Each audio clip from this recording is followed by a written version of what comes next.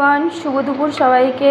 কেমন আছো সবাই? আশা করি সবাই ভালো আছো, আর আমিও ভালো আছি। আবারও চলে এলাম তোমাদের সাথে দুপুরের একটা ছোট্ট ব্লগ নিয়ে বক করতে।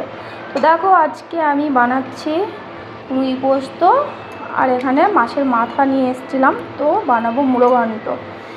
চলো, ভাবলাম মুড়ো ঘন্ট অনেক দিন বানাইনি, মাছ তো বানাতেই থাকি, তাই আজকে ভালো মাছ পেয়েছিলাম, তাই মুড়ো নিয়ে নিয়েছি, মাছের মাথা নিয়ে নিয়েছি, তাই বানাবো মুড়ো ঘন্ট।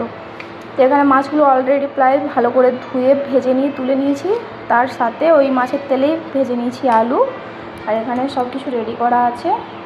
মুড়ো ঘন্টর জন্য 200 গ্রাম সোনাচুর চালও ভেজানো আছে।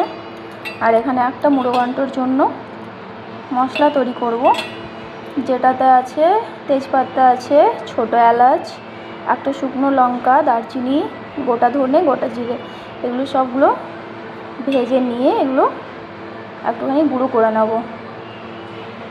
চলো বাকিটা রান্নাটা করে নিই, তারপর তোমাদের সাথে শেয়ার করছি। আর এইদিকে আমার প্রায় রুই পোস্তর জন্য সব কিছু রেডি হয়ে গেল।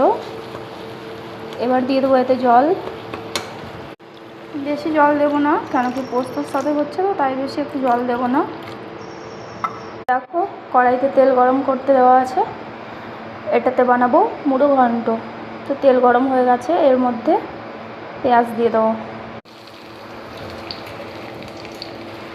ফুটে গেছে, এর মধ্যে মাছগুলো দিয়ে দেবো।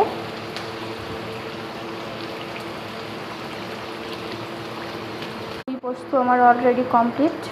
ওপর থেকে একটু ধনেপাতা দিয়ে দিলাম। ঘন্টার জন্য পেঁয়াজগুলো ভাজা হয়ে গেছে, এতে দিয়ে দেবো আদা রসুনের পেস্ট।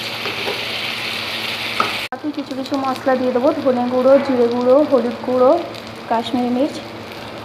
এটা ভালো করে হয়ে গেছে, এর মধ্যে দিয়ে দেবো টমেটো।